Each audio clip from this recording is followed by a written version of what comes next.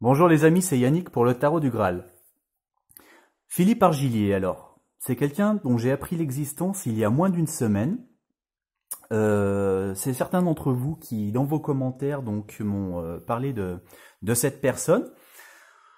Donc je suis allé voir qui c'était, on ne trouve pas grand chose sur lui, c'est vrai que c'est quelqu'un d'assez mystérieux. Du coup c'était très intéressant de faire un tirage pour voir un petit peu ses motivations, enfin qui c'était vraiment, si le tirage semblait être en accord avec tout ce qu'il avance. Donc Philippe Argillier, voilà, c'est lui. Hein, voilà, j'ai imprimé la photo pour me concentrer pour le tirage. Donc je vais essayer d'aller assez vite parce que c'est vrai qu'il y a pas mal d'infos. Alors, donc j'ai déjà fait le tirage auparavant, je n'ai pas filmé comme d'habitude l'étalement des cartes. Pour ceux qui me demandent pourquoi je ne filme pas, parce que je trouve que mes tirages sont déjà assez longs, je n'ai pas envie que la vidéo dure des plombes. Vous voyez que là j'ai utilisé 3 jeux différents, donc le temps que je mélange, que j'étale, que je dissèque le résultat, ainsi de suite, sans parler de la caméra que je n'aime pas du tout, hein, c'est pour ça que je ne me filme pas, donc je n'ai pas envie qu'elle me trouble et qu'elle me déconcentre pendant le tirage. Donc voilà, ça c'est dit. Donc Philippe Argillier, j'ai fait ici le cœur du problème, le présent, les émotions, non pardon, l'intellect, les émotions, les désirs conscients, l'issue du problème, les événements futurs, et bien entendu toutes les choses annexes comme indiquent les cartes que je vous révélerai à la fin. Restez bien jusqu'au bout parce que vraiment c'est un tirage, je pense, qui éclaire bien cette personne. Et cette personne peut jouer un rôle dans un avenir assez proche, je pense. Donc le cœur du problème de Philippe Argillier. La Dame de Calice. Donc là déjà j'ai été un peu... alors pas étonné, mais en tout cas, la Dame de Calice, c'est vraiment une carte super positive. C'est la carte de la compassion, de l'émotion. C'est la carte qui nous montre que Philippe Argillier a vraiment un rêve visionnaire. Hein, là, c'est ça qui ressort.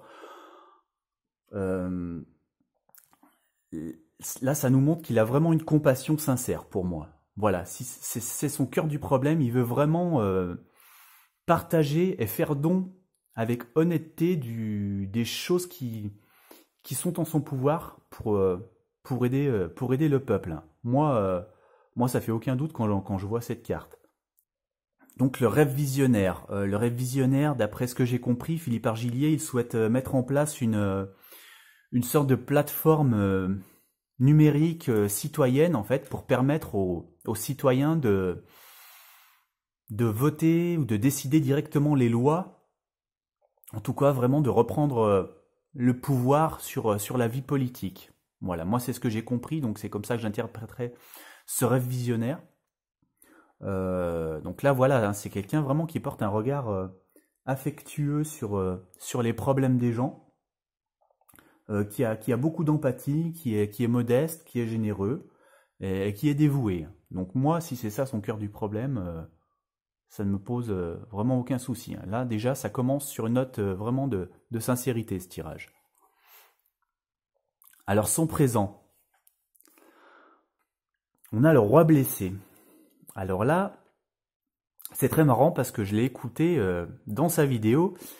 Il disait que ce qu'il avait mis en mauvaise posture, comme le roi actuellement, c'est l'erreur de communication qu'il a commise au tout début de son apparition, où en fait il a rencontré Maxime Nicole, donc une des figures des Gilets jaunes, et où il lui a montré des documents compromettants pour le pouvoir, pour les grands groupes financiers.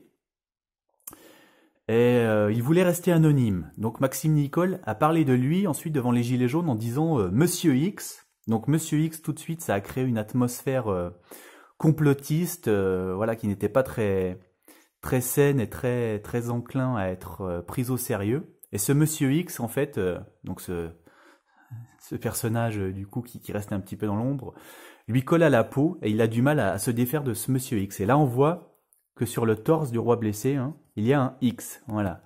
Donc Monsieur X, c'est lui. On retrouve encore un X ici.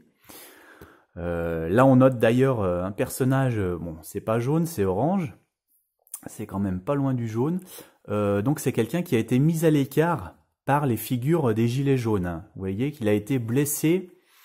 Il leur a proposé son soutien et ils l'ont insulté, ils l'ont mis de côté. Donc voilà, Monsieur X là en ce moment il est voué à attendre et à être patient, immobile que la blessure se guérisse.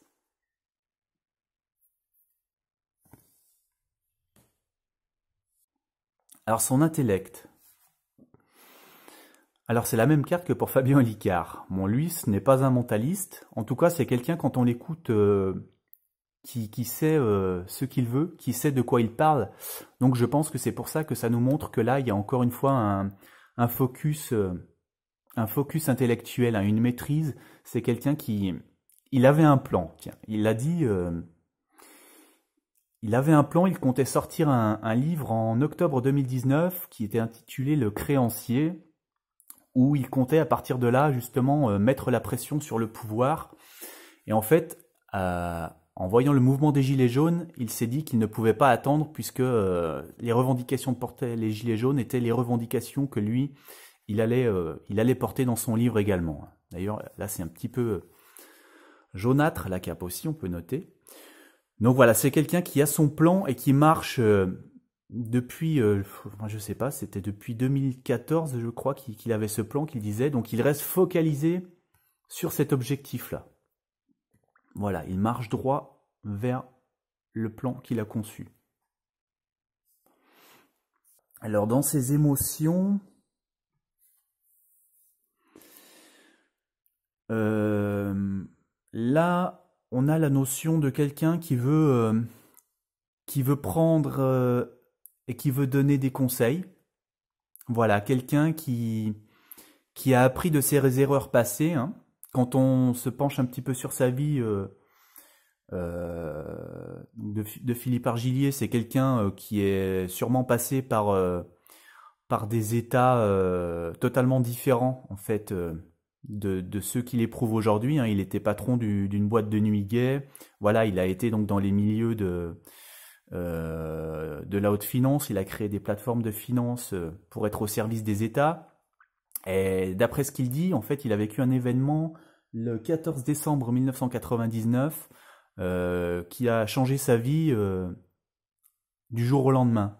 Voilà, il ne veut pas dévoiler la nature de cet événement. Alors je ne sais pas, est-ce que c'est quelque chose peut-être d'un petit peu mystique, une aventure un petit peu mystique ou autre chose, je ne sais pas.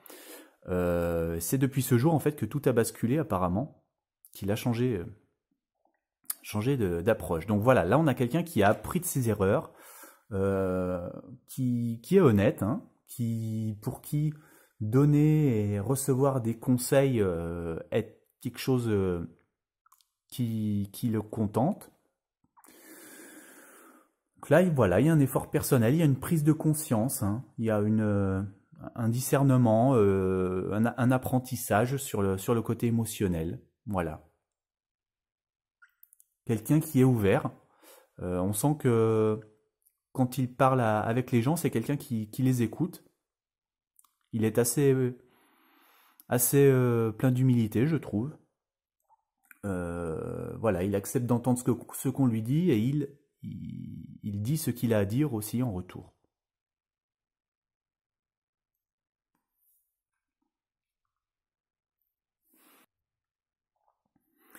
Alors dans ses désirs conscients, la carte qui est ressortie, c'est marrant encore parce que c'est la carte qui parle du confort matériel. Voilà, du partage des richesses. Voilà, là ça nous parle de générosité, hein, de partager l'abondance. Vous voyez que c'est quelqu'un qui a mis ses plus beaux habits et qui a un cheval étincelant avec des parures superbes, qui a un valet. Donc là ça nous parle vraiment de confort matériel. Alors je pense pas que ça s'adresse directement personnellement à Philippe Argillier, hein, puisque s'il est vraiment ce qu'il dit, le fondateur de réseaux de finances et de consultation internationale, qu'il a consulté, qu'il s'est fait consulter par plusieurs États pour les redresser. Je pense que lui, il n'a aucun souci financier. D'ailleurs, bon, il a affrété un avion pour que Maxime Nicole vienne le voir. Donc, à mon avis, voilà, son côté confort matériel personnel, il n'en attend plus rien. Donc là, oui, c'est vraiment le côté partage. D'ailleurs, ça aussi, je l'ai entendu dans ses vidéos. Ce qu'il a particulièrement bouleversé, c'est d'avoir entendu justement des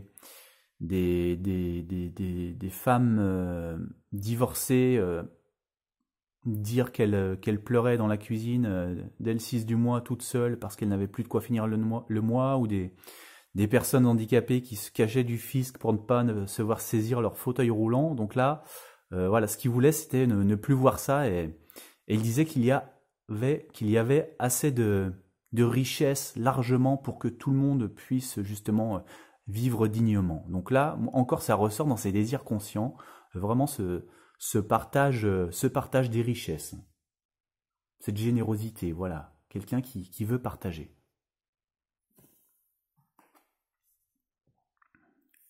Alors, l'issue du problème, donc ce rêve de nouvelle société, hein, ce rêve visionnaire qu'on a vu au cœur, comment il peut être résolu? Alors Madeleine, bien c'est la femme un petit peu mystérieuse. En tout cas, c'est la femme qui connaît des choses que les autres ne connaissent pas, hein. La plus proche disciple du Christ, qui a entendu des choses qui n'ont jamais été révélées, et qui a donc en son pouvoir cette possibilité d'apprentissage et de révélation.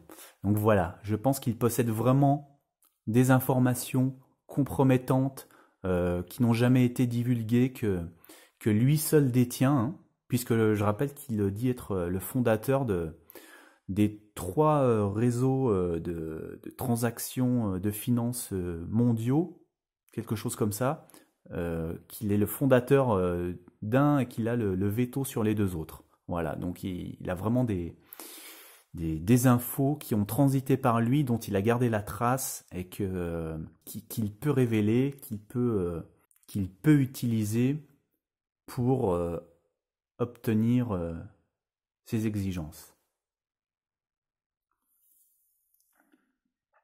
Et donc j'ai voulu préciser,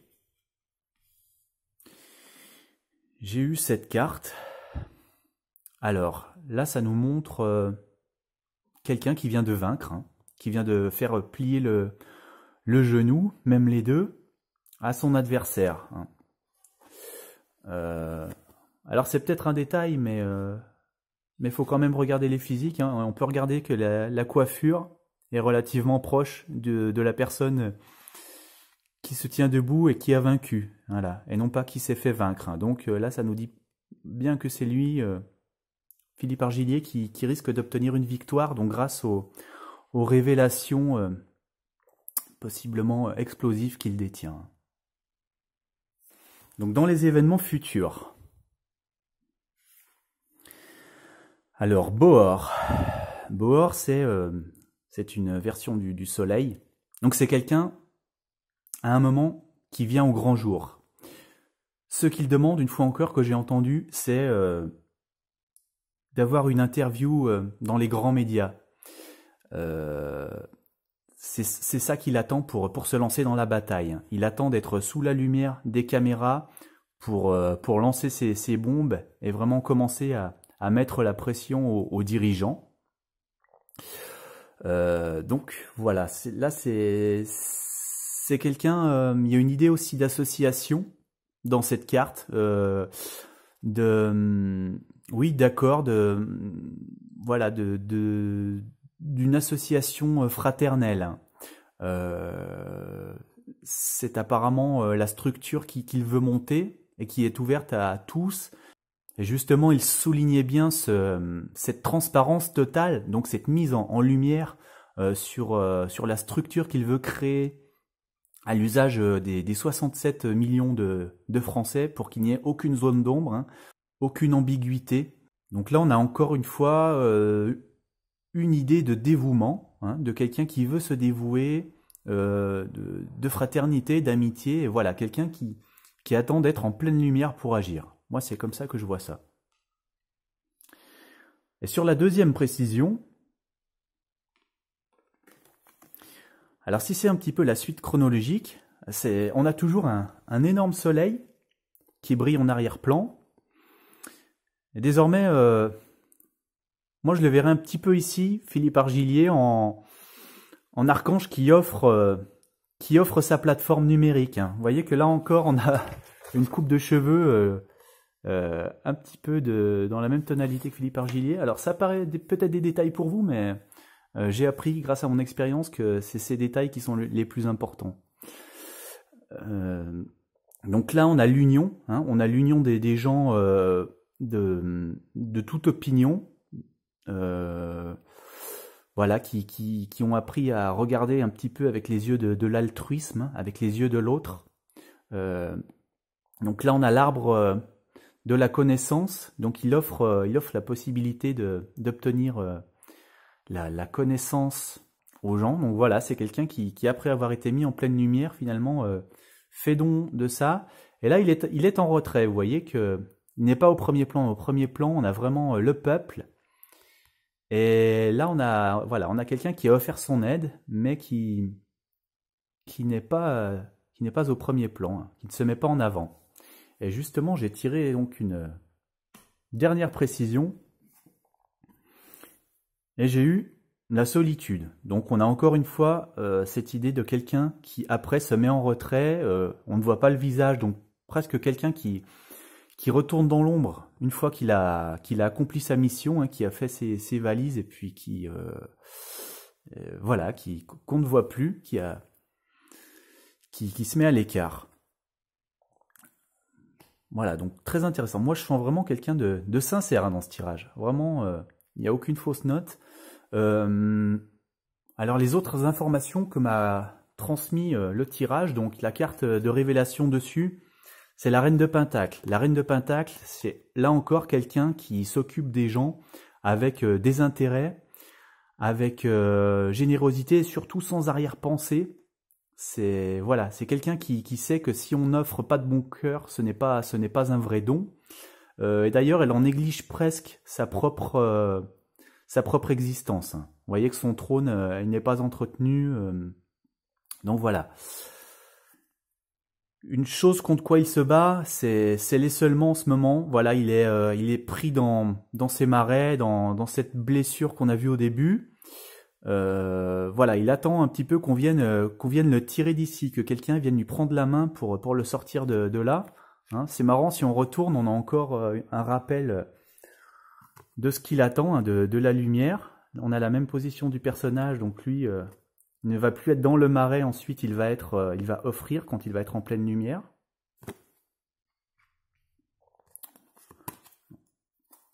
Ensuite, alors là, sur ce deck, j'ai regardé la première carte, j'ai eu le don.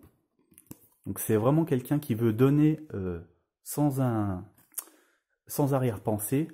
Et dessous, on a l'étape. Donc voilà, il est obligé de procéder par étapes.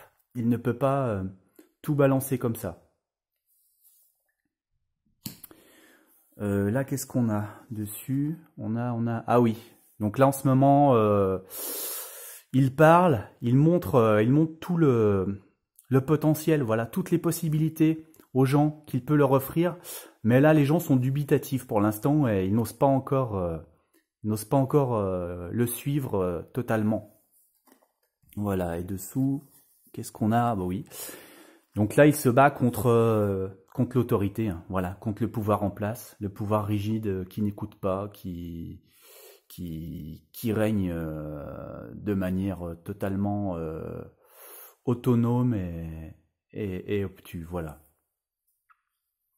Voilà. Et enfin, donc si on fait la synthèse, 4 et 2, 6 et 2, 8 et 12, 20 et 19, 29, non, et 19, 39, pardon, et 8, 47, donc 4 et 7, 11. 11, donc on retombe sur la Shekinah, la force. Donc la Shekinah, c'est quelqu'un qui est là, qui vient appuyer derrière le chercheur pour l'aider à grimper, à évoluer. C'est quelqu'un qui qui veille sur lui, qui reste dans l'ombre, qui ne montre jamais son visage, que le chercheur ne peut jamais voir quasiment. Donc une fois encore, ça confirme vraiment pour moi la sincérité de Philippe Argillier. Hein. Je ne savais pas avant le tirage ce qui allait sortir sur cette personne, mais voilà, pour moi, là je le ressens vraiment, ce qu'il dit, c'est authentique à 100% pour moi. Voilà. Il est vraiment là pour aider les gens, sincèrement. Voilà. Merci d'aimer cette vidéo pour qu'elle soit maximum diffusée. Abonnez-vous, cliquez sur la petite cloche et puis éventuellement sur Tipeee si vous voulez me soutenir pour que j'ai le temps de faire plus de vidéos. Merci beaucoup à vous, à très bientôt.